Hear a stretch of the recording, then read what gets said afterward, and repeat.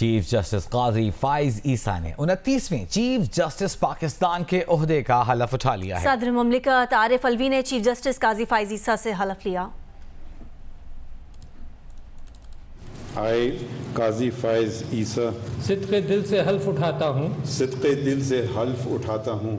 Justice काजी फाइज ईसा पाकिस्तान के 29वें chief justice बन गए। चीफ जस्टिस ऑफ पाकिस्तान की तकरीब हल्फ बर्दारी ऐवान सदर में हुई। सदर मुमलिकत डॉक्टर आरिफ अलवी से हल्फ लेने से कबल जस्टिस काजी फाइज ईसा ने अपनी अहलिया सरीना ईसा को भी अपने पास बुला लिया, जो हल्फ उठाने तक उनके साथ खड़ी रही। तकरीब हल्फ बर्दारी में army chief general Asim Munir, DGISI lieutenant general Nadeem Anjum, निगरान वज़ीर आज़म अनवारुल हक काकड़, चारों गवर्नर, सुप्रीम कोर्ट के तमाम जजेस, अटॉर्नी जनरल, हाई कोर्ट्स के चीफ जस्टिस समेत रिटायर्ड जजेस और वकला की बड़ी तादाद ने शिरकत की। चीफ जस्टिस काजी फाइज ईसा के बतौर चीफ जस्टिस ऑफ पाकिस्तान तकरीब हल्फ बर्दारी में सुबुकदोश होने वाले चीफ जस्टिस उमर अता बंदेयाल शरीक नहीं थे। तकरीब से कबल चीफ जस्टिस काजी फाइज ईसा सुप्रीम कोर्ट के तमाम जजेस के हमरा बगैर प्रोटोकॉल ऐवान सदर पहुँचे, जहाँ उन्होंने हल्फ लिया। मरियम नवाज, जियो न्यूज़, इस्लामाबाद। चीफ जस्टिस काजी फाइज ईसा ने ओहदा संभालने के बाद पहला केस समाअत के लिए मुकर्रर कर दिया है। सुप्रीम कोर्ट में चीफ जस्टिस के इख्तियारात से मुतालिक supreme court practice and procedure act की समाअत कल 18 सितंबर को होगी। चीफ जस्टिस काजी फाइज ईसा की सरबराही में 15 रुकनी फुल कोर्ट पीर को सुबह 9:30 बजे इस केस की समाअत करेगा। सुप्रीम कोर्ट से सुबुकदोश चीफ जस्टिस उमर अता बंदेयाल की सरबराही में 8 रुकनी बेंच ने अप्रैल 2023 में एक्ट बनने से पहले इस पर अमल दरामद रोकने का हुक्म दिया था। चीफ जस्टिस काजी फाइज ईसा ने एक्ट पर फैसला न होने की वजह से मुकदमात की समाअत नहीं की और अप्रैल से वो चैम्बर वर्क में मसरूफ रहे।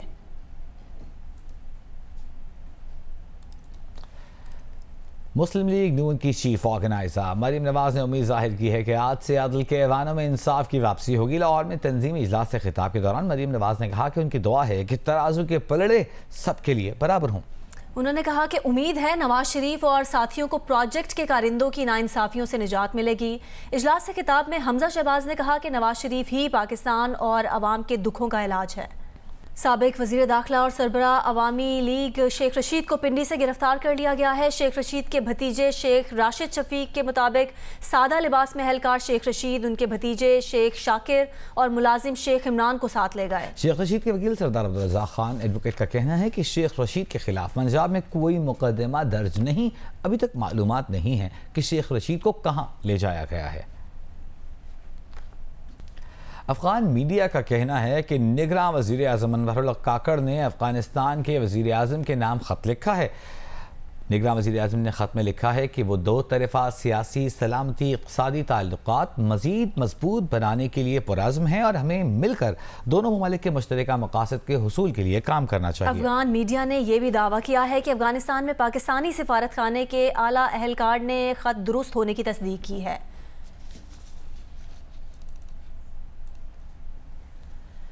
JUIFA के सरबराह मौलाना फजलुर रहमान ने कहा है कि पाकिस्तान और अफगानिस्तान बाहमी मुशावरत से मुश्तरका कमीशन तश्कील दें। जमीयत उलमा इस्लाम इसमें कलीदी किरदार अदा कर सकती है। पेशावर में सूबाई मजलिस शूरा के इजलास से खिताब में मौलाना फजलुर रहमान ने कहा कि मुल्क को मंसूबे के तहत मुआशी बदहाली की तरफ ले जाया गया। नौजवान नस्ल को तबाह करने के लिए मगरब ने तहरीक इंसाफ की हिमायत की। चेयरमैन PTI के लिए किए गए मुआहदे के बाद स्टेट बैंक IMF को जवाब दे है। कौम चेयरमैन PTI के किए की सजा भुगत रही है।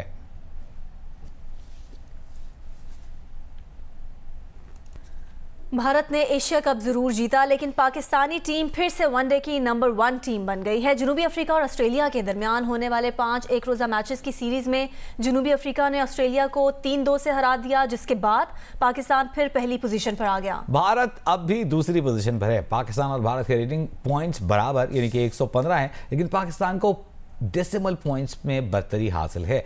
ऑस्ट्रेलिया की टीम 113 पॉइंट के साथ तीसरे नंबर पर चली गई है।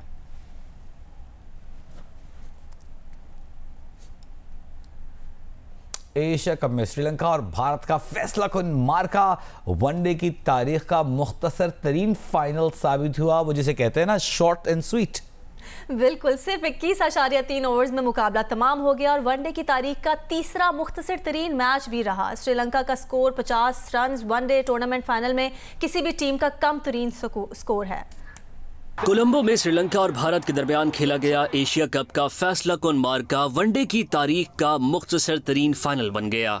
दोनों टीमों के दरमियान सिर्फ 21.3 ओवर्स का मैच हुआ। श्रीलंका की टीम 15.2 ओवर्स में 50 रन बनाकर आउट हो गई। 51 रन का हदफ भारत ने 6.1 ओवर में हासिल कर लिया। इससे कबल 2020 में नेपाल और अमेरिका का मैच 17.2 ओवर्स में मुकम्मल हुआ था। 2001 में श्रीलंका और जिम्बाब्वे के दरमियान वनडे मैच 120 गेंदों में मुकम्मल हुआ था। इंग्लैंड और भारत के दरमियान 2021 चैंपियंस ट्रॉफी का फाइनल 40 ओवर्स का हुआ था। दोनों टीमों की इनिंग्स को बारिश के बाद 20-20 ओवर्स तक महदूद कर दिया गया था। बांग्लादेश और वेस्टइंडीज के दरमियान 2019 में सह अफ्रीकी टूर्नामेंट का बारिश से मुतासरा फाइनल 46.5 ओवर्स में मुकम्मल हुआ था। भारत के खिलाफ श्रीलंका का ये 50 रन का स्कोर वनडे टूर्नामेंट फाइनल में उसका कम तरीन स्कोर है। इससे कबल 2000 के शारजा कप फाइनल में श्रीलंका के बनाए 299 रन के जवाब में भारतीय टीम 54 रन बनाकर आउट हो गई थी।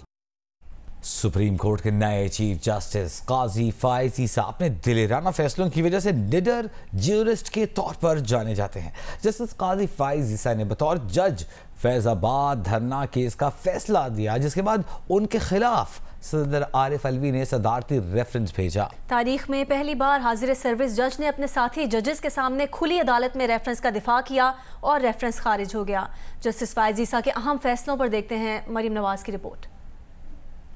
जस्टिस पाकिस्तान जस्टिस काजी फायज ईसा की वजह शोहरत उनके कई अहम और दलेराना फैसले हैं। बतौर जज जस्टिस काजी फायज ईसा ने मेमो गेट कमीशन, साने क्वेटा इंक्वायरी कमीशन, आर्टिकल 184(3) की तजदीद, फैजाबाद धरना समेत कई अहम फैसले दिए।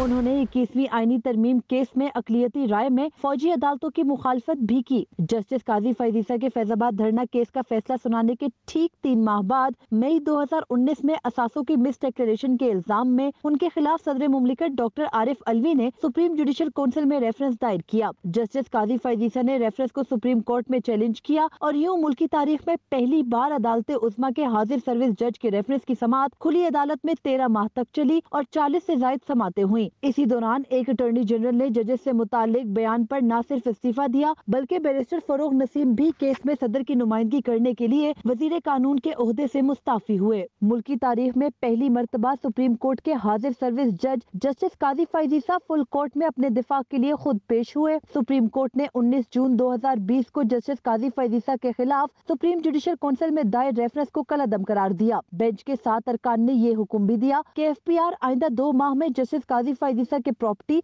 और टैक्स मामले की तहकीकात मुकम्मल करके रिपोर्ट सुप्रीम जुडिशल काउंसिल को भेजे। अगर कोई चीज सामने आई तो कार्रवाई की जा सकती है। ताहम नजरसानी केस में FPR को कार्रवाई से रोक दिया गया। जस्टिस काजी फायज ईसा ने 2021 में PTI दौरे हुकूमत में सहाफियों को हरासा करने से मुतालिक खुद नोटिस लिया तो उस वक्त के चीफ जस्टिस गुलजार अहमद ने उन्हें चेयरमैन PTI और उनकी हुकूमत के खिलाफ मुकदमात सुनने से रोक दिया। इसके बाद जस्टिस काजी फायज ईसा को सीनियर जज होने के बावजूद किसी आईनी मुकदमे की समाअत करने वाले बेंच में शामिल नहीं किया गया। मरियम नवाज, जियो news, Islamabad.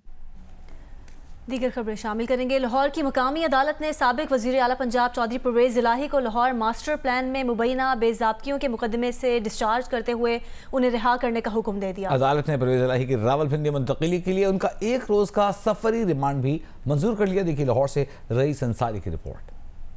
Lahore master plan में मुबैना बेज़ाब्तियों का मुकदमा। महकमा एंटी करप्शन ने साबिक वज़ीर आला पंजाब परवेज इलाही को गिरफ्तार करके जुडिशल मजिस्ट्रेट के रूबरू पेश किया और जिस्मानी रिमांड की इस्तदा की। परवेज इलाही के वकील ने जिस्मानी रिमांड की मुखालफत की और उन्हें मुकदमे से डिस्चार्ज करने की इस्तदा की। परवेज इलाही के वकील ने मौक़िफ़ इख्तियार किया कि इंक्वायरी से कबल FIR दर्ज नहीं हो सकती। इस केस में इंक्वायरी की गई, ना कोई नोटिस भेजा गया, जिस पर जुडिशल मजिस्ट्रेट रेहानुल हसन ने परवेज इलाही को मुकदमे से डिस्चार्ज करने का हुक्म दे दिया। तहरीरी फैसले में लिखा गया कि मुलजिम अगर किसी और मुकदमे में मतलूब नहीं तो फौरी रिहा किया जाए। ताहम डिस्चार्ज का मतलब बरियत नहीं, क्योंकि बरियत ट्रायल कोर्ट से होती है। ये भी हकीकत है कि मुलजिम के पास इस प्लान को बदलने का इख्तियार नहीं था। जिन लोगों ने इख्तियारात का इस्तेमाल करके मास्टर प्लान बदला वो तो आज़ाद हैं और जिसका बराह रास्त कोई किरदार नहीं वो हिरासत में है। एंटी करप्शन ने इस्तदा की कि परवेज इलाही को डियाला जेल पहुँचाते हुए आधी रात हो जाएगी। जेल के औकात-ए-कार में दाखिल नहीं कराया जा सकता, लिहाजा उनका 1 रोज का सफरी रिमांड मंजूर किया जाए। अदालत ने इस्तदा मंजूर कर ली। कैमरामैन मोहम्मद रेहान, सफदर अली, ख्वाजा आमिर, खालिद खान, रिपोर्टर आजम मलिक और मियां आबिद के साथ रईस अंसारी, जियो न्यूज़, लाहौर। कराची के इलाके शादमान में तेज रफ्तार गाड़ी बेकाबू होकर खुले नाले में जा गिरी। खुशकिस्मती से कोई जानी नुकसान नहीं हुआ। वहां मौजूद लोगों ने फौरी एक्शन लेकर कार चलाने वाली खातून ड्राइवर को बाहर निकाल लिया। सड़क के दरमियान बने इस नाले पर कोई हिफाजती दीवार नहीं थी।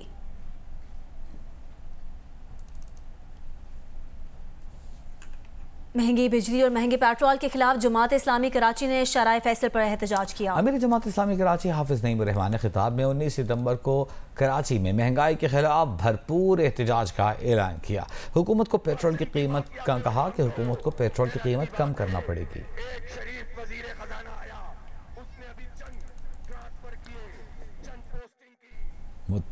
मुत्तहिदा कौमी मूवमेंट के सीनियर डेप्यूटी कन्वीनर मुस्तफ़ा कमाल ने कहा है कि अगर जमात इस्लामी या PTI ने कराची के लिए कुछ किया होता तो लोग MQM को भूल जाते। शाह फैसल कॉलोनी में वर्कर्स कन्वेंशन से खिताब में मुस्तफ़ा कमाल ने कहा कि कराची और हैदराबाद के अवाम बल्दियाती इंतखाबात में इसलिए वोट डालने नहीं निकले क्योंकि MQM ने बायकॉट किया था।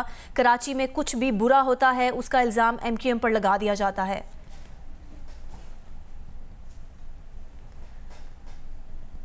मेयर कराची मुर्तज़ा वहाब ने कहा है कि कराची में पानी फराहम करने वाले टैंकर्स की ट्रैकिंग शुरू कर दी गई है। एक प्रेस कॉन्फ्रेंस में उन्होंने कहा कि मुख्तलिफ इदारों पर वाटर बोर्ड के 52 अरब रुपए वाजिबुल अदा हैं। उन्होंने कहा कि इन 52 अरब रुपयों की वसूली इंतहाई अहम है। वाटर माफिया के खिलाफ ऑपरेशन में अब तक 70 FIRs काटी जा चुकी हैं। 75 अफराद गिरफ्तार हो चुके हैं। खैरपुर की तहसील रानीपुर की हवेली में काम करने वाली कमसिन बच्ची फातिमा की हलाकत के केस में एक ही दिन बाद एक और तफ्तीशी ऑफिसर तब्दील कर दिया गया। DSP CTD अब्दुल कुद्दूस कुल्होड़ो को नया तफ्तीशी ऑफिसर मुकर्रर कर दिया गया। गुज़िश्ता रोज DSP सफ़ीउल्लाह सोलंकी को केस का तफ्तीशी अफसर लगाया गया था। इंसदादी दहशतगर्दी की अदालत ने तफ्तीशी अफसर इंस्पेक्टर बचल काजी की कारकर्दगी पर अदम इत्मीनान का इजहार करते हुए कल हुक्म दिया था कि DSP की सतह के किसी अफसर को तफ्तीशी अफसर लगाया जाए। अदालत में मकतूला लड़की के वकील ने कहा था कि पुलिस तावन नहीं कर रही, अब तक मुलजिम से मोबाइल फ़ोन का पिन कोड तक हासिल नहीं कर सकी। केस में नामजद मुलजिमान 7 रोज़ के जिस्मानी रिमांड पर हैं।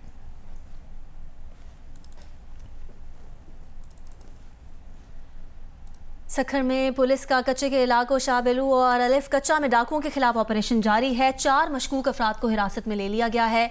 तर्जुमान पुलिस के मुताबिक ये ऑपरेशन शहीद सहाफ़ी जान मोहम्मद महर के कातिलों की गिरफ्तारी के लिए किया जा रहा है और जल्द मुलजिमान को गिरफ्तार कर लिया जाएगा। SSP सखर इरफान अली सम्मू के मुताबिक ऑपरेशन में हसास इदारों से भी मालूमात हासिल की जा रही हैं। पुलिस के साथ साथ रेंजर्स एहलकार भी ऑपरेशन में हिस्सा ले रहे हैं।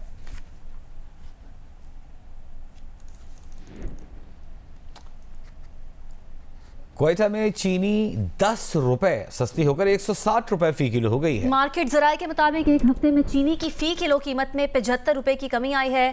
पिछले हफ्ते कोयटा में चीनी 230 रुपए किलो में फरोख्त हो रही थी।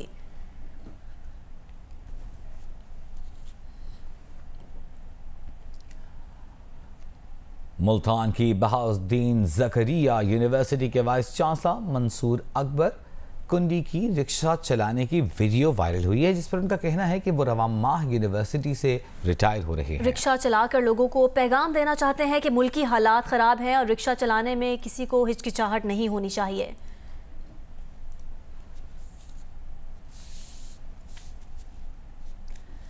पेट्रोलियम मसनूआत की कीमतों में इजाफे के साथ ही कोयटा में पब्लिक ट्रांसपोर्ट के किरायों में फी स्टॉप 5 रुपए का इजाफा कर दिया गया है। सुरियाब रोड, नवाकिली और करानी, पश्तूनाबाद और दीगर रूट्स पर चलने वाली बसों के किरायों में इजाफे पर शहरियों ने एहतजाज किया है। ट्रांसपोर्टर्स का कहना है कि वह नुकसान में बसें नहीं चला सकते, किराए बढ़ाने पर मजबूर हैं।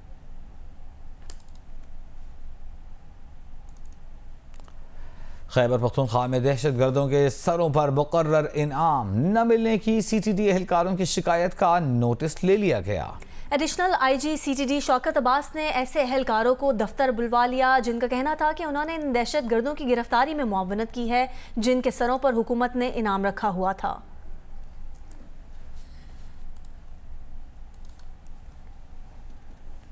अमीर जमात इस्लामी सिराजुल हक का कहना है कि निगरान हुकूमत PDM ही का तसलसल है। महंगाई ने गरीब अवाम को जिंदा दरगोर कर दिया है। महंगाई के खिलाफ जमात इस्लामी की तहरीक जारी है। तिमरगिरा में उलमा कन्वेंशन से खिताब में सिराजुल हक ने कहा कि महंगाई के खिलाफ तहरीक में कल पेशावर में गवर्नर हाउस पर धरना दिया जाएगा।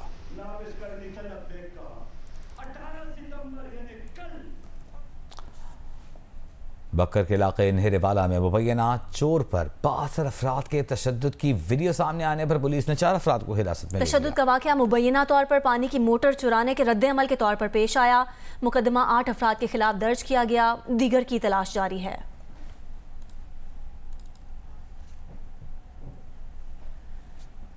मकबूजा कश्मीर में भारतीय फौजी की फायरिंग से साथी फौजी हलाक और दूसरा शदीद जख्मी हो गया। फायरिंग का वाक़या जिला बांडीपुरा के फौजी कैंप में पेश आया। फायरिंग करने वाले फौजी को गिरफ्तार कर लिया गया।